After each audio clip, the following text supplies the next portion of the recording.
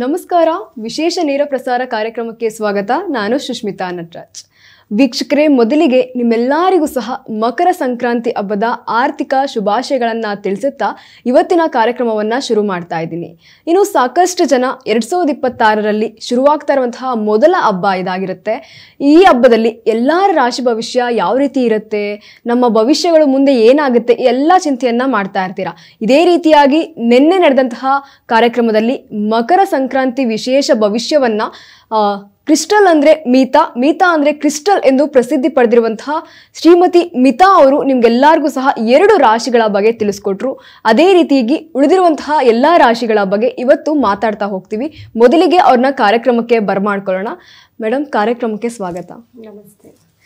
Yes ma'am, ನಾನು ಈಗಾಗಲೇ ಹೇಳ್ತಾ ಇದ್ದೆ, ನಿನ್ನೆ ಮಕರ ಸಂಕ್ರಾಂತಿ ಹಬ್ಬದ ಪ್ರಯುಕ್ತ 2 ರಾಶಿಗಳ ಬಗ್ಗೆ ನೀವು ತಿಳಿಸ್ಕೊಟ್ರಿ. ಆ ರಾಶಿಗಳಿಗೆ ಭವಿಷ್ಯ ಯಾವ ರೀತಿ ಇದೆ, ದಿನ ಯಾವ ರೀತಿ ಇದೆ ಅಂತ ತಿಳಿಸ್ಕೊಡ್ತಾ ಇದ್ರಿ. ಇವತ್ತು ಉಳಿದಿರುವಂತಹ ರಾಶಿಗಳ ಬಗ್ಗೆ ತಿಳಿಸ್ಕೊಡ್ತಾ ಹೋಗಿ. ಮತ್ತೆ ಉಳಿದಿರೋ ರಾಶಿ ಬಗ್ಗೆ ತಿಳಿಸ್ಕೊಡ್ತೀನಿ. ನಿಮ್ಗೆ ಹೇಳಿದ್ದೆ ನಾನು ನಮ್ಮ ಒಂದು ಸಂಸ್ಥೆಗೆ ಬಂದ್ರೆ ಗಿಫ್ಟ್ ಆಗಿ ನಾನು ಏನ್ ಕೊಡ್ತೀನಿ ಅಂತ, ಅದ್ರ ಬಗ್ಗೆ ಒಂಚೂರು ಹೇಳಿ ನೀವೇ. ಎಸ್ ವೀಕ್ಷಕರೇ, ಸಾಕಷ್ಟು ಜನ ಮಿತಾ ಮೇಡಮ್ನ ಮೀಟ್ ಮಾಡಬೇಕು, ಮಾತಾಡಬೇಕು ಅಂತ ಸಾಕಷ್ಟು ಪ್ರಯತ್ನ ಪಡ್ತಿರ್ತೀರಾ. ಕಾಲ್ ಕನೆಕ್ಟ್ ಆಗೋಕ್ಕೋಸ್ಕರ ಸಾಕಷ್ಟು ಜನ ವೇಟ್ ಮಾಡ್ತಿರ್ತೀರಾ. ಆದರೆ ಸಾಕಷ್ಟು ಜನಕ್ಕೆ ಸಿಕ್ಕಿರಲ್ಲ. ಆದರೆ ಮಕರ ಸಂಕ್ರಾಂತಿ ಹಬ್ಬದ ಪ್ರಯುಕ್ತ ಈ ಮಕರ ಸಂಕ್ರಾಂತಿ ಆರಂಭವಾದ ದಿನದಿಂದ ಇನ್ನು ಸಾಕಷ್ಟು ದಿನದವರೆಗೆ ಅವ್ರ ಆಫೀಸ್ಗೆ ಯಾರೆಲ್ಲ ಹೋಗ್ತೀರಾ ಅವರೆಲ್ಲರಿಗೂ ಸಹ ಸ್ಪೆಷಲ್ ಗಿಫ್ಟ್ ಅಂತಾನೆ ಚಿಂತಾಮಣಿ ಸ್ಟೋನ್ನ ಕೊಡ್ತಾ ಇದ್ದಾರೆ. ನಿಮ್ಮೆಲ್ಲ ಕಷ್ಟಗಳಿಗೆ, ಸಮಸ್ಯೆಗಳಿಗೆ ಅವರು ಸ್ಪೆಷಲ್ ಆಗಿ ಪ್ರೇಯರ್ ಮಾಡಿ ನಿಮ್ಮೆಲ್ಲರ ಸಮಸ್ಯೆಯ ಬಗೆಹರಿಸಬೇಕು ಅಂತ ಆ ಸ್ಟೋನ್ನ ಯಾವುದೇ ರೀತಿ ಚಾರ್ಜ್ ಮಾಡದೆ ಸ್ಪೆಷಲ್ ಗಿಫ್ಟ್ ಅಂತಾನೆ ಕೊಡ್ತಾ ಇದ್ದಾರೆ. ಯಾರಿಗೆಲ್ಲ ಮೇಡಮ್ ಅವ್ರನ್ನ ಮೀಟ್ ಮಾಡಬೇಕು, ಅವ್ರ ಹತ್ರ ಮಾತಾಡಬೇಕು ಅಂತ ಇರುತ್ತೋ ಎಲ್ಲರೂ ಸಹ ನೇರವಾಗಿ ಅವ್ರ ಆಫೀಸ್ಗೆ ಭೇಟಿ ಕೊಟ್ರೆ ಚಿಂತಾಮಣಿ ಸ್ಟೋನು ನಿಮ್ಮ ಮನೆ ಸೇರುತ್ತೆ. ಅದೇ ರೀತಿಯಾಗಿ ಅವರು ಏನು ಪ್ರೇಯರ್ ಮಾಡಿ ನಿಮಗೋಸ್ಕರ ಅಂತ ಕೊಡ್ತಾ ಇರುವಂತಹ ಸ್ಟೋನ್ ಆಗಿರುತ್ತೆ. ಮತ್ತೆ ಅವ್ರನ್ನ ನೇರವಾಗೂ ಸಹ ಭೇಟಿ ಮಾಡ್ಬೋದು. Yes ma'am. ನೋಡಿ, ನಮ್ಮ ಒಂದು ಆಫೀಸ್ಗೆ ತುಂಬ ಚೆನ್ನಾಗಿ ಹೇಳಿದ್ರಿ. ನಮ್ಮ ಒಂದು ಆಫೀಸ್ಗೆ ಯಾರೇ ಆಗಲಿ ಈ ಹಬ್ಬದ ಪ್ರಯುಕ್ತ ಅಂತಂದರೆ ಆ ಚಿಂತಾಮಣಿ ಸ್ಟೋನು ಏನಿದೆ ಅಂತಂದರೆ ಅದರ ಒಂದು ವಿಶೇಷತೆನ ಹೇಳ್ತೀನಿ ನಿಮಗೆ. ಮೊದಲಿಗೆ ಆ ಒಂದು ಸ್ಟೋನನ್ನು ನಮ್ಮ ಕೈಯಲ್ಲಿ ಇಟ್ಕೊಂಡು ನಾವು ದೇವ್ರ ಮನೇಲಿಟ್ಟು ಅದನ್ನು ಪೂಜೆ ಮಾಡಿ, ನಮಗೆ ಯಾವುದೇ ಒಂದು ಕೆಲಸ ಕಾರ್ಯ ಆಗಬೇಕಾಗಿರಲಿ, ನಮ್ಮ ಏನೇ ಸಮಸ್ಯೆ ಇರಲಿ, ಆ ಒಂದು ಪುಟ್ಟ ಕಲ್ಲನ್ನು ಕೈಯಲ್ಲಿ ಇಟ್ಕೊಂಡು ನಾವು 1-2 ನಿಮಿಷ ಪ್ರೇಯರ್ ಮಾಡಿದಾಗ, ಅದಕ್ಕೆ ಪೂಜೆ ಮಾಡಿ 1-2 ನಿಮಿಷ ಪ್ರೇಯರ್ ಮಾಡಿದಾಗ ಖಂಡಿತ ನಮ್ಮ ಈ ದಿನದ ಕೋರಿಕೆ ಕೂಡ ಈಡೇರುತ್ತೆ. ಈ ದಿನದಲ್ಲಿ ನಾವೇನು ಮಾಡಬೇಕು, ಏನಾಗಬೇಕು ಅಂದ್ಕೊಳ್ತಿರ್ತೀವೋ ಅದೆಲ್ಲ ಕೂಡ ಆಗ್ತಾ ಹೋಗುತ್ತೆ. ಒಂದು ಸಣ್ಣ ಸಣ್ಣ ಪುಟ್ಟ ಕೋರಿಕೆ ಕೂಡ ನಿಮ್ಮದು ಈಡೇರ್ತಾ ಹೋಗುತ್ತೆ. ಅಂದರೆ ನಿಮ್ಮ ವಿಶ್, ನಿಮ್ಮ ಇವಾಗ ನಾವು ದೇವ್ರ ಮುಂದೆ ಕೂತ್ಕೊಂಡು ದಿನ ಬೆಳಗ್ಗೆ ಏನು ಪ್ರೇಯರ್ ಮಾಡ್ತೀವಿ, ಇವತ್ತು ಯಾವುದೋ ಒಂದು ಇಂಪಾರ್ಟೆಂಟ್ ಕೆಲಸ ಇದೆ, ಆ ಕೆಲಸ ಆಗಬೇಕು, ಇಲ್ಲ ನನಗೆ ಹುಷಾರು ತಪ್ಪಿದೆ, ನಾನು ಹುಷಾರಾಗಬೇಕು, ಇಲ್ಲ ನಮ್ಗೆ ಯಾವುದೋ ಒಂದು ರೀತಿ ದುಡ್ಡು ಬರಬೇಕಾಗಿದೆ, ಆ ದುಡ್ಡು ಬರಬೇಕು, ನಮ್ಮ ಕಷ್ಟಗಳೆಲ್ಲ ನಿವಾರಣೆ ಆಗಬೇಕು ಅಂತ ನಾವು ದೇವ್ರ ಹತ್ರ ಒಂದು 5 ನಿಮಿಷ ಕೂತ್ಕೊಂಡು ಪ್ರೇಯರ್ ಮಾಡ್ತೀವಿ. ಸೊ ಅದೇ ರೀತಿ ಈ ಒಂದು ಚಿಂತಾಮಣಿ ಸ್ಟೋನ್ ಕೂಡ ಅದೇ ರೀತಿ ನಮ್ಮ ಕೈಯಲ್ಲಿ ಇಟ್ಕೊಂಡು, ಅದೇ ದೇವ್ರ ಮನೇಲಿ ಇಟ್ಟು ಪೂಜೆ ಮಾಡಿ ನಮ್ಮ ಕೈಯಲ್ಲಿಟ್ಟು ನಾವು ಪ್ರೇಯರ್ ಮಾಡಿದಾಗ ಖಂಡಿತ ನಿಮ್ಮ ಯಾವುದೇ ಆಸೆ ಇದ್ರೂ, ಸಣ್ಣ ಪುಟ್ಟ ಕೋರಿಕೆಗಳಿದ್ರೂ ಕೂಡ ಅದು ಈಡೇರಿಸುತ್ತೆ. ಏನಪ್ಪ ಚಿಂತಾಮಣಿ ಒಂದು ವಿಶೇಷತೆ? ನಾನು ಇದನ್ನ ಕೇಳೋಣ ಅನ್ಕೊಂಡೆ. ಈ ಚಿಂತಾಮಣಿ ಅಂದ್ರೆ ನೀವು ಸಾಕಷ್ಟು ಕ್ರಿಸ್ಟಲ್ ಬಗ್ಗೆ ಹೇಳ್ತಾ ಇರ್ತೀರಾ. ಎಷ್ಟೋ ಕ್ರಿಸ್ಟಲ್ ಯಾವ್ಯಾವ ರೀತಿನೋ ಸಿಕ್ಕಿರತ್ತೆ. ಅಂದ್ರೆ ನಿಜವಾದ ಕ್ರಿಸ್ಟಲ್ ಸಿಗೋದು ಬಹಳ ಕಷ್ಟ. ಈ ಚಿಂತಾಮಣಿ ಸ್ಟೋನ್ ಅನ್ನೋದೇನಿದೆ, ಇದು ಯಾವ ರೀತಿ ಸಿಗುತ್ತೆ, ಇದನ್ನ ಯಾವ ರೀತಿ ಬಳಸಿದ್ರೆ ಅವ್ರಿಗೆ ಉಪಯುಕ್ತ ಆಗತ್ತೆ? ನೋಡಿ, ಚಿಂತಾಮಣಿ ಸ್ಟೋನ್ ಅಂತ ಅಂದರೆ ನಾನು ಕೊಡುವಂತಹ ಎಲ್ಲ ಗ್ರಹಗಳ ಸ್ಟೋನು ಕೂಡ ಭೂಮಿಯ ಒಳಗಡೆ ಇರುವಂತಹ ಒಂದು ಅಮೂಲ್ಯವಾದ ಒಂದು ಸ್ಟೋನ್ಗಳಾಗಿರುತ್ತೆ. ಆದರೆ ಚಿಂತಾಮಣಿಯ ಒಂದು ಸ್ಟೋನ್ ಅಂತ ಅಂದಾಗ ಅದು ಮೇಲಿನಿಂದ ಎಲ್ಲೋ ಒಂದು ಬಂಡೆಕಲ್ಲು, ಅದು ವಿಶೇಷವಾದ ಒಂದು ಸ್ಟೋನ್ ಆಗಿರುತ್ತೆ. ಅದು ನೀರಲ್ಲಿ ಬಿದ್ದಾಗ ಆ ನೀರಲ್ಲಿ ಹುಡುಕಿ ತೆಗೆಯುವಂಥ ಸ್ಟೋನೇ ಚಿಂತಾಮಣಿ ಸ್ಟೋನ್ ಆಗಿರುತ್ತೆ. ಅದರ ವಿಶೇಷತೆ ಏನಪ್ಪ ಅಂತಂದರೆ, ನೋಡಿ, ದ್ವಾಪರ ಯುಗದಲ್ಲಿ ಶ್ರೀಕೃಷ್ಣ ಪರಮಾತ್ಮ ಎಲ್ಲದಕ್ಕೂ ಒಂದೊಂದು ಪರಿಹಾರನ ಕೊಡ್ತಾ ಬಂದರು. ಅಂದರೆ ಯಾವ ಟೈಮ್ಗೆ ಏನು ಮಾಡಬೇಕು, ಒಂಥರ ಇದು ಮಹಾಭಾರತಕ್ಕೆ ಗುರುಗಳಿದ್ದಂಗೆ. ಭೀಷ್ಮ ಅವರು ದೊಡ್ಡ ಗುರುಗಳು ಅಂತೀವಿ, ಆದರೆ ಶ್ರೀಕೃಷ್ಣ ಅದು ಹೇಗೆ ಯಾವ ರೀತಿ ಬಗೆಹರಿಸಿದ್ರೆ ಇದು ಸರಿ ಹೋಗುತ್ತೆ ಅನ್ನೋ ಒಂದು ಇದರಲ್ಲಿ ಚಿಕ್ಕವರಾದ್ರೂ ಎಲ್ಲ ಕೆಲಸ ಕಾರ್ಯಗಳನ್ನು ಸುಸೂತ್ರವಾಗಿ ಮಾಡ್ಕೊಂಡ್ ಬಂದಿರೋ ಅಂತ ಒಂದು ಹೆಗ್ಗಳಿಕೆ ಅವ್ರಿಗಿದೆ.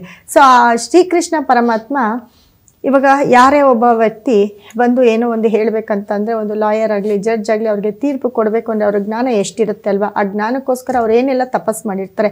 ಇವಾಗ ನಾವೇ ಆಗಲಿ ನಿಮ್ಮ ಬಗ್ಗೆ ಏನಾದರೂ ಮಾತಾಡಬೇಕು ಅಂತಂದರೆ ನಾವು ಎಷ್ಟು ಅದಕ್ಕೆ ಹಾರ್ಡ್ ವರ್ಕ್ ಮಾಡಿರ್ತೀವಿ, ಎಷ್ಟು ರೀತಿ ನಾವು ಅದನ್ನು ತಿಳ್ಕೊಂಡಿರ್ತೀವಿ. ಅದೇ ರೀತಿ ಶ್ರೀಕೃಷ್ಣ ಕೂಡ ಒಂದೊಂದು ಕ್ಷಣಕ್ಕೂ ನಾನು ಏನು ಮಾಡಿದ್ರೆ ಸರೋಗುತ್ತೆ. ಯಾಕಂದರೆ ಅವರು ಕೂಡ ಆ ಒಂದು ಮಹಾಭಾರತದಲ್ಲಿ ಅವರು ಕೂಡ ಅವರು ಮನುಷ್ಯರೇ. ಹಾಗಾಗಿ ಅವರು ತುಂಬ ಅವ್ರ ಮನಸ್ಸಿನ ಗೊಂದಲ, ನಾನು ಏನು ಮಾಡಬೇಕು ಅಂತಂದಾಗ ಈ ಚಿಂತಾಮಣಿ ಅಂತಕ್ಕಂಥ ಒಂದು ಬಂಡೆ, ಒಂದು ಕಲ್ಲು, ಅಲ್ಲಿ ಹೋಗಿ ಅವರು ಮಲಗಿದಾಗ ಅವ್ರಿಗೆ ಆ ಬರೋವಂಥ ಒಂದು ಥಾಟ್ ಏನಿರುತ್ತೆ, ಅಥವಾ ಮುಂದೆ ಹೀಗೆ ಆಗತ್ತೆ ಅಂತ ಯಾವುದೋ ಒಂದು ಕನಸಿನ ರೂಪದಲ್ಲಿ ಬರೋವಂಥದ್ದು, ಆ ಒಂದು ಬರೋವಂಥ ವಿಷಯನೇ ಅವ್ರು ಅದನ್ನ ತಂದು ಪ್ರಸ್ತಾಪ ಪಡಿಸ್ತಾ ಇದ್ರು. ಅದರಿಂದ ಈ ಮಹಾಭಾರತವನ್ನೇ ಗೆಲ್ಲೋ ಅಂತ ಒಂದು ಇದು ಆಯಿತು. ಅಂದರೆ ಧರ್ಮ ಅಧರ್ಮದ ಕಡೆ ಯಾವ್ಯಾವ ಹಾದಿ ಬೇಕು ಅನ್ನೋದನ್ನ ಹೇಳ್ತಾ ಬಂದರು. ಆ ಧರ್ಮ ಅಧರ್ಮದ ಹಾದಿ ಹೇಗೆ ಬಂತು ಅಂತಂದರೆ, ಇದಕ್ಕೆ ಸೂತ್ರಧಾರಿ ಶ್ರೀಕೃಷ್ಣ ಆ ಒಂದು ಕಲ್ಲಿನ ಮೇಲೆ ಹೋಗಿ ಮಲಗಿದಾಗ ಅವ್ರಿಗೆ ಬರುವಂತ ಕನಸಾಗಿರ್ಬೋದು, ಅಥವಾ ಅಲ್ಲಿ ಕುತ್ಕೊಂಡು ಅವ್ರಿಗೆ ಆಗುವಂತ ಒಂದು ಥಾಟ್ ಏನಿರುತ್ತೆ, ಅನುಭವ, ಅದನ್ನ ತಂದು ಅವರು ಪ್ರಸ್ತಾಪಿಸಿದಾಗ ಮಾತ್ರನೇ ಆ ಕೆಲಸ ಕಾರ್ಯಗಳು ನೆರವೇರ್ತಾ ಇತ್ತು. ಆ ಒಂದು ತುಂಬಾ ಆ ವಿಶೇಷವಾದ ಕಲ್ಲು, ಆ ಒಂದು ಕಲ್ಲು ಅಂದ್ರೆ ಶ್ರೀಕೃಷ್ಣನಿಗೆ ಬಹಳ ಪ್ರೀತಿ. ಅದಕ್ಕೆ ಚಿಂತಾಮಣಿ ಅಂತ ತುಂಬಾ ಪ್ರಿಯವಾಗಿ ಆತ್ಮೀಯವಾಗಿ ಅದನ್ನ ಕರೆಯೋಕ್ಕೆ ಸ್ಟಾರ್ಟ್ ಮಾಡಿದ್ರು. ಆ ಚಿಂತಾಮಣಿಯ ಒಂದು ಕಲ್ಲೇ ಎಲ್ಲರ ಒಂದು ಕೋರಿಕೆಯನ್ನು ಈಡೇರಿಸುವಂಥ ಒಂದು ಕಲ್ಲಾಗಿರುತ್ತೆ. ಅದು ಶ್ರೀಕೃಷ್ಣನಿಗೆ ಬಹಳ ಪ್ರಿಯವಾದ ಜಾಗ ಆಗಿರುತ್ತೆ. ಆ ಒಂದು ಬಂಡೆ, ಆ ಒಂದು ಕಲ್ಲು, ಆ ಒಂದು ಕಲ್ಲಿನ ಒಂದು ತುಣುಕುಗಳನ್ನೇ ನಾವು ನಿಮಗೆ ಕೊಡ್ತಾ ಇದ್ದೀವಿ. ಹಾಗಾಗಿ ನಿಮ್ಮ ಆಸೆ ಏನೇ ಇರ್ಬೋದು, ನಿಮ್ಮ ಕಷ್ಟಗಳು ಏನೇ ಇರ್ಬೋದು, ಅದನ್ನು ಇಟ್ಟು ನೀವು ಪೂಜೆ ಮಾಡಿದಾಗ ಪ್ರತಿಯೊಬ್ಬರಿಗೂ ಕೂಡ ಇದು ಈಡೇರ್ತಾ ಹೋಗುತ್ತೆ. ಕೃಷ್ಣನ ಮೈ ಮೇಲೆ ಏನು ಜ್ಯುವೆಲರಿ ಹಾಕೊಳ್ತಿದ್ರು ಅದರಲ್ಲಿ ಆ ಒಂದು ಚಿಂತಾಮಣಿಯ ಒಂದು ಕಲ್ಲು ಸಹ ಇರುತ್ತೆ, ಯಾವಾಗಲೂ ಸದಾ ಅವ್ರ ಮೈ ಮೇಲೆ ಇರ್ತಾ ಇತ್ತು. ಸೊ ಈ ಚಿಂತಾಮಣಿಯ ವಿಶೇಷತೆ ಕೂಡ ಇದೇ ಆಗಿರುತ್ತೆ. ಹಾಗಾಗಿ ಅಂತ ಅಮೂಲ್ಯವಾದ ಅಂತ ಅದೃಷ್ಟದ ಸ್ಟೋನನ್ನು ನನ್ನ ಕೈಯಾರೆ ತುಂಬ ಪ್ರೇಯರ್ ಮಾಡಿ ನಿಮಗೆ ಕೊಡ್ತಾ ಇದ್ದೀನಿ. ನಿಮ್ಮ ಕಷ್ಟ ಎಲ್ಲ ಕಷ್ಟ, ಯಾಕಂದರೆ ವರ್ಷದ ಮೊದಲನೇ ಹಬ್ಬ ಇದಾಗಿರೋದ್ರಿಂದ ವರ್ಷ ಪೂರ್ತಿ ಯಾವುದೇ ಕಷ್ಟ ಕಾರ್ಯಗಳಿದ್ರು ನೀವು ಅದರಿಂದ ಈಚೆ ಬರಲಿ ಅಂತ ಪ್ರೇಯರ್ ಮಾಡಿ ನಿಮಗೆ ಎಲ್ಲರಿಗೂ ನಮ್ಮ ಒಂದು ಸಂಸ್ಥೆಯಿಂದ, ನಮ್ಮ ಆಫೀಸಿಂದ ನಾನು ಗಿಫ್ಟಾಗಿ ಕೊಡ್ತಾ ಇದ್ದೀನಿ. ಯಾರೇ ಬಂದರೂ ಕೂಡ ಆ ಸ್ಟೋನನ್ನು ನಿಮಗೆ ನಾನು ಕೊಡ್ತೀನಿ. ಎಸ್ ಮ್ಯಾಮ್, ಇನ್ನು ಸಾಕ್ಷಾತ್ ಶ್ರೀ ಕೃಷ್ಣನೇ ಉಪಯೋಗಿಸಿರುವಂತಹ ಸ್ಟೋನು, ಮತ್ತೆ ಅವ್ರಿಗೆ ಯಾವುದೇ ಒಂದು ಚಿಂತೆ ಬಂದ್ರು, ಅವ್ರಿಗೆ ಯಾವುದೇ ಒಂದು ಅನುಮಾನ ಅನ್ನೋದು ಅಥವಾ ಸಾಕಷ್ಟು ಅಡೆತಡೆಗಳು ಬಂದಾಗ ಅದೇ ಕಲ್ ಮೇಲೆ ಕೂತು ಅದೇ ಕಲ್ ಮೇಲೆ ಮಲಗಿ ಚಿಂತೆ ಮಾಡಿ ಏನು ಅವ್ರಿಗೆ ಅನುಭವ ಬರುತ್ತೋ ಅದನ್ನ ಹೋಗಿ ವ್ಯಕ್ತಪಡಿಸಿರುವಂತಹ ಕಲ್ಲು. ಇನ್ನು ಅದು ಸಾಮಾನ್ಯ ಜನರ ಹತ್ರ ಇದ್ದಾಗ ಸಾಕಷ್ಟು ಒಳತನ್ನ ತಂದ್ಕೊಡುತ್ತೆ ಅಂತಾನೆ ನಾನು ಅಂತ ಭಾವಿಸ್ತೀನಿ. ಎಸ್ ಮ್ಯಾಮ್, ಇನ್ನು ಅದೇ ರೀತಿಯಾಗಿ ಇವತ್ತು ಒಂದು ಕರೆ ಇದೆ, ಅದನ್ನ ಸ್ವೀಕರಿಸೋಣ. ಹಲೋ ಹಲೋ, ನಮಸ್ತೆ ಮೇಡಮ್, ಎಲ್ಲಿಂದ ಕರೆ ಮಾಡ್ತಾ ಇರೋದು? ಮೇಡಮ್ ನಮ್ದು Mysuru district KR taluk. Okay, ಯಾರ ಬಗ್ಗೆ ಕೇಳಬೇಕಿತ್ತು? ಮ್ಯಾಮ್ ನನ್ನ ಮಗಳು ಬಗ್ಗೆ ಕೇಳಬೇಕಿತ್ತು. SSLC ಮತ್ತೆ ಓದೋದ್ರಲ್ಲಿ ಸ್ವಲ್ಪ ಇಂಟ್ರೆಸ್ಟ್ ಕಮ್ಮಿ ಇದೆ ಮ್ಯಾಮ್. ಏನ್ ಪ್ರಾಬ್ಲಮ್ ಅಂತ ಗೊತ್ತಾಗ್ತಿಲ್ಲ. ಓಕೆ, ಅವ್ರು ಹುಟ್ಟಿರುವಂತ ದಿನಾಂಕ ಮತ್ತೆ ಸಮಯ ಹೇಳಿ ಮ್ಯಾಮ್. ಸಮಯ ಬೆಳಗ್ಗೆ 9 ಗಂಟೆ. 9 ಗಂಟೆ. ಡೇಟ್ ಆಫ್ ಬರ್ತ್ ಹೇಳಿ. Date of birth 2010 15/12/2010. 15ನೇ ತಾರೀಕು 12ನೇ ತಿಂಗಳು. 12ನೇ ತಿಂಗಳು. ಓಕೆ, 15ನೇ ತಾರೀಕು 9 ಗಂಟೆ ಬೆಳಿಗ್ಗೆ. 15/12/2010. ಓಕೆ ಮ್ಯಾಮ್, ಮೇಡಮ್ ಅವರಿದ್ದಾರೆ, ಮಾತಾಡಿ. ಮೇಡಮ್ ನಮಸ್ತೆ. ಮ್ಯಾಮ್ ನಮಸ್ತೆ ಮ್ಯಾಮ್. ನೋಡಿ, 15 ಡಿಸೆಂಬರ್ 2010. ಹಾ ಮ್ಯಾಮ್. ನಿಮ್ಮ ಪ್ರಶ್ನೆ ಮೇಡಮ್? ಮ್ಯಾಮ್, ಮಗಳು ಎಜುಕೇಶನ್ ಮತ್ತೆ ಆರೋಗ್ಯ ಸಮಸ್ಯೆ ಇದೆ. ಕ್ಲಾಸಿಗೆ ಹೋಗಲ್ಲ. ಒಂದ್ ಮಂತ್ ಅಲ್ಲಿ 3 ಮಂತ್ ಬರೀ ನಿದ್ದೆ ಮಾಡ್ತಿರ್ತಾಳೆ. ಬಟ್ ಏನ್ ಪ್ರಾಬ್ಲಮ್ ಅಂತ ಗೊತ್ತಿಲ್ಲ. ಡಾಕ್ಟರ್ಗೆಲ್ಲ ತೋರಿಸಿದೀನಿ. ಏನ್ ಓದ್ತಿದ್ದಾರೆ ಮೇಡಮ್ ಅವರು? ಈ ಸಲ SSLC ಮ್ಯಾಮ್. ಈ ಸತಿ SSLC. ನೋಡಿ, ನಿಮ್ಮ ಮಗಳಿಗೆ 2018ರಿಂದ ಬುಧ ದಶೆ ನಡೀತಿದೆ. ಸೊ ಹಾಗಾಗಿ ನಿಮ್ಮ ಮನೆಯಲ್ಲಿ ನೋಡಿ, ಬುಧ ಬಂದು 5ನೇ ಮನೆಯಲ್ಲಿ ರಾಹು ಜೊತೆ ಇರ್ತಾರೆ. ರಾಹು ಮತ್ತೆ ಕುಜ ಬುಧ ಒಟ್ಟಿಗೆ ಇರ್ತಾರೆ. ನರದ ತೊಂದರೆ ಏನಾದ್ರೂ ಇದೆಯಾ? ನರಗಳ ಒಂದು ಪ್ರಾಬ್ಲಮ್ ಆಗಿ? ಆತರ ಏನು ಇಲ್ಲ. ಡಾಕ್ಟರ್ಗೆಲ್ಲ ತೋರಿಸಿದೀನಿ. ಬಟ್ ಏನ್ ಸಮಸ್ಯೆ ಇದೆ ಅಂತ ಅರ್ಥ ಮಾಡ್ಕೊಳಕ್ ಆಗ್ತಿಲ್ಲ. ನೋಡಿ, ನಿಮ್ಮ ಮಗಳಿಗೆ ಬುಧ ಕುಜ ರಾಹು ಒಟ್ಟಿಗೆ ಇರ್ತಾರೆ. ಬುಧ ಕುಜ ರಾಹು ಒಟ್ಟಿಗೆ ಇದ್ದಾಗ ಖಂಡಿತ ಸಮಸ್ಯೆ ಎಲ್ಲ. ತಲೆನೋವು ಆತರ ಏನಾದ್ರು ಬರುತ್ತಾ? ತಲೆನೋವು, ತಲೆನೋವಿಲ್ಲ ಮ್ಯಾಮ್. ಐ ಪ್ರಾಬ್ಲಮ್ ಬರುತ್ತೆ. ಐ ಪ್ರಾಬ್ಲಮ್, ತಲೆನೋವು ತಲೆನೋವು ನೋಡಿ ನರಗಳ ವೀಕ್ನೆಸ್ ಅಂತ ಹೇಳುತ್ತೆ ಇದು. ಮತ್ತು ಈ ಬುಧ ದಶೆ ನಡಿಬೇಕಾದ್ರೆ ಸ್ವಲ್ಪ ನೋಡ್ಕೊಳ್ಳಿ, ಯಾಕಂದರೆ ಇನ್ನು ಮುಂದಕ್ಕೆ ಇದು ತುಂಬ ನಿದ್ದೆ ಮಾಡ್ತಾರೆ ಇದು ಮಾಡ್ತಾರೆ ಅಂತಂದರೆ ಎಲ್ಲ ಒಂದು ಕಡೆ ನರ್ವ್ಸ್ ವೀಕ್ ಆಗ್ಬೋದು. ಅಥವಾ ನಿಮ್ಮ ಕುಟುಂಬದಲ್ಲಿ ಯಾರಿಗಾದ್ರೂ ಸ್ಟ್ರೋಕು ಫಿಟ್ಸ್ ಆ ಥರ ಏನಾದರೂ ಇದೆಯಮ್ಮ? ಹಲೋ ಮ್ಯಾಮ್ ಕೇಳಿಸ್ತಿದೆ. ಸ್ಟ್ರೋಕು ಫಿಟ್ಸ್ ಆಗಿರೋದು ಯಾರಿಗಾದ್ರೂ ಇದೆಯಾ ನಿಮ್ಮ ಕುಟುಂಬದಲ್ಲಿ? ನಿಮ್ಮ ಕುಟುಂಬದಲ್ಲಿ ಸ್ಟ್ರೋಕ್ ಆಗಿರೋದು ಫಿಟ್ಸ್ ಆಗಿರೋದು ಯಾರಿಗಾದ್ರೂ ಇದೆಯಾ? ಇಲ್ಲ ಮ್ಯಾಮ್, ಯಾರಿಗೂ ಏನೋ ಆತರ ಏನೂ ಇಲ್ಲ. ಸರಿ. ಇವಾಗ ನಡೀತಾ ಇರೋ ಟೈಮಲ್ಲಿ ಎಲ್ಲೋ ಒಂದ್ ಕಡೆ ಹೆಲ್ತ್ ಪ್ರಾಬ್ಲಮ್ ಕೊಡ್ಬೋದು. 2035 ಅದೇ ಬರುತ್ತೆ. ಅದಾದ್ಮೇಲೆ ಕೇತು ದಶೆ ಬರುತ್ತೆ. ಓದೋದ್ರ ಬಗ್ಗೆ ಸ್ವಲ್ಪ ಗಮನ ಕಮ್ಮಿ. ಯಾಕಪ್ಪ ಅಂತಂದ್ರೆ ಇವಾಗ ನಡೀತಾ ಇರೋ ಬುಧ ದಶೆ, ಬುಧ ಬಂದು 5ನೇ ಮನೆಯಲ್ಲಿ ಕುಜ ರಾಹು ಜೊತೆ ಇರೋದ್ರಿಂದ ಸ್ವಲ್ಪ ಅವ್ರಿಗೆ ಸೋಂಬೇರಿತನ ಜಾಸ್ತಿ ಆಗಿರುತ್ತೆ. ನಮ್ಮ ಒಂದು ಸಂಸ್ಥೆ ನಂಬರ್ ಇದೆ ಅಲ್ವಾ, ಆ ಒಂದು ಸಂಸ್ಥೆ ನಂಬರ್ಗೆ ಖಂಡಿತ ನೀವು ಕರೆ ಮಾಡಿ. ನಿಮ್ಮ ಮಗಳಿಗೆ ಒಂದು ಎಜುಕೇಶನ್ ಸ್ಟೋನು ಅಥವಾ ಎಜುಕೇಶನ್ ಬ್ರೇಸ್ಲೆಟ್ ಬರುತ್ತೆ, ಅದನ್ನ ಕೊಡ್ತೀವಿ. ಅದನ್ನ ಹಾಕಿದ್ರೆ ಖಂಡಿತ ನಿಮ್ಮ ಮಗು ಚುರುಕಾಗುತ್ತೆ ಅಂತಂದ್ರೆ ಇಂಟ್ರೆಸ್ಟ್ ಜಾಸ್ತಿ ಆಗುತ್ತೆ, ಓದ್ಬೇಕು ಅಂತ ಅನ್ಸುತ್ತೆ. ನಿಮ್ಮ ಮಗಳದು ಮೀನ ರಾಶಿ ಆಗಿರೋದ್ರಿಂದ ರಾಶಿಯಲ್ಲಿ ಕೂಡ ಶನಿ ಇರೋದ್ರಿಂದ ಎಲ್ಲೋ ಒಂದ್ ಕಡೆ ಈಗ ಟೈಮ್ ತುಂಬಾ ಬ್ಯಾಡ್ ಆಗಿರೋದ್ರಿಂದ ಅದು ಕೂಡ ಎಫೆಕ್ಟ್ ಆಗುತ್ತೆ.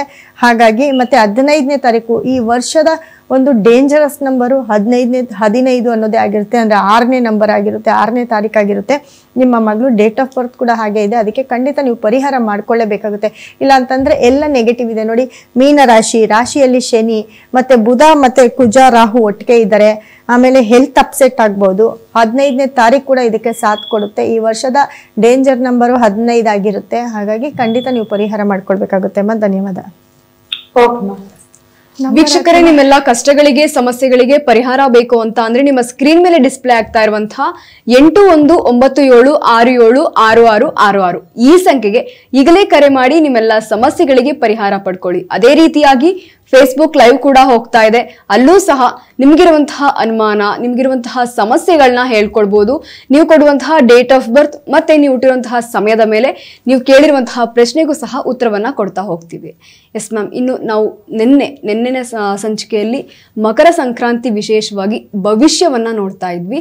ಒಂದು 4 ಇಲ್ಲ 5 ರಾಶಿಗೆ ಒಳತನ ತಂದ್ಕೊಡುತ್ತೆ, ಶುಭ ಇದೆ ಅಂತ ಹೇಳಿದ್ರಿ. ಅದರಲ್ಲಿ 2 ರಾಶಿಯನ್ನ ತಿಳಿಸಿದಿರ ಈಗಾಗ್ಲೇ. ಇನ್ನು ಉಳಿದಿರುವಂತಹ ರಾಶಿ ವೃಷಭ ರಾಶಿ ಬಗ್ಗೆ ಮತ್ತೆ ತುಲಾ ರಾಶಿ ಬಗ್ಗೆ ತಿಳಿಸ್ಕೊಟ್ರಿ.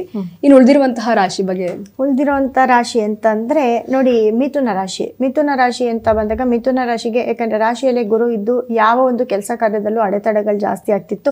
ಆದ್ರೆ 10ನೇ ಮನೆಯಲ್ಲಿ ಶನಿ, ಯಾಕಂದ್ರೆ 9ನೇವನಾಗಿ ಸಪ್ತಮಾಧಿಪತಿಯಾಗಿ ಮತ್ತೆ 8ನೇವನು 9ನೇವನಾಗಿ 10ನೇ ಮನೆಯಲ್ಲಿ ಶನಿ ಇದ್ದಿದ್ದು ಎಲ್ಲ ಒಂದ್ ಕಡೆ ಕೆಲಸ ಕಾರ್ಯದಲ್ಲಿ ತುಂಬಾ ಚೆನ್ನಾಗಿತ್ತು ಮಿಥುನ ರಾಶಿಯವರಿಗೆ. ಆದ್ರೆ ಮಿಥುನ ರಾಶಿಯ ರಾಶಿಯಾಧಿಪತಿ ಬುಧ 8ನೇ ಮನೆ ಅಂತಂದ್ರೆ ಅಷ್ಟಮಕ್ಕೆ ಬರ್ತಾ ಇದ್ದಾನೆ. ಮತ್ತೆ ಸೂರ್ಯ ಕೂಡ 3ನೇ ಮನೆ, ಸೂರ್ಯ ಕೂಡ ಅಷ್ಟಮಕ್ಕೆ ಬರ್ತಾ ಇರೋದು. ಎಲ್ಲ ಒಂದ್ ಕಡೆ ತುಂಬಾ ಫ್ರೆಂಡ್ಸ್ ಆಗಿರ್ಬೋದು, ಅಥವಾ ನಿಮ್ಮ ಮನೆಯ ಅಕ್ಕಪಕ್ಕ ಆಗಿರ್ಬೋದು, ನಿಮ್ಮ ಕುಟುಂಬದ ಸಮಸ್ಯೆ ಆಗಿರ್ಬೋದು, ಅಥವಾ ನಿಮ್ಮ ಹಸ್ಬೆಂಡ್ ಅಂಡ್ ವೈಫ್ ಸಮಸ್ಯೆ ಆಗಿರ್ಬೋದು, ಇದೆಲ್ಲವೂ ಕೂಡ ಜಾಸ್ತಿ ಆಗ್ತಾ ಹೋಗುತ್ತೆ. ಯಾಕಪ್ಪ ಅಂತಂದ್ರೆ ನೋಡಿ, ಸೂರ್ಯ ಅವನ ಒಂದು ಪಥವನ್ನು ಬದಲಾಯಿಸ್ತಾ ಇದ್ದಾನೆ. ಅಂತಂದ್ರೆ ಸೂರ್ಯ ಧನಸ್ಸು ರಾಶಿಯಿಂದ ಮಕರ ರಾಶಿಗೆ ಹೋಗ್ತಾ ಇದ್ದಾನೆ. ಧನಸ್ಸು ರಾಶಿಯಿಂದ ಮಕರ ರಾಶಿಗೆ ಹೋಗ್ಬೇಕಾದ್ರೆ, ಮಕರ ರಾಶಿ ಅಂದ್ರೆ ಸುಮ್ಮನೆ ಅಲ್ಲ, ಮಕರ, ಕುಂಭ, ಮೀನ 3 ರಾಶಿಗಳಲ್ಲೂ ಶನಿ ಸಂಚರಿಸ್ತಾ ಇದ್ದಾನೆ. ಕುಂಭರಾಶಿ, ಮೀನ ರಾಶಿಯಲ್ಲಿ ಶನಿ ಸಂಚರಿಸ್ತಾ ಇದ್ದಾನೆ. ಅದೇ ರೀತಿ ಮಕರ ಮತ್ತೆ ಕುಂಭರಾಶಿ ಶನಿಯ ಒಂದು ಮನೆಯಾಗಿರುತ್ತೆ. ಶನಿಯ ಒಂದು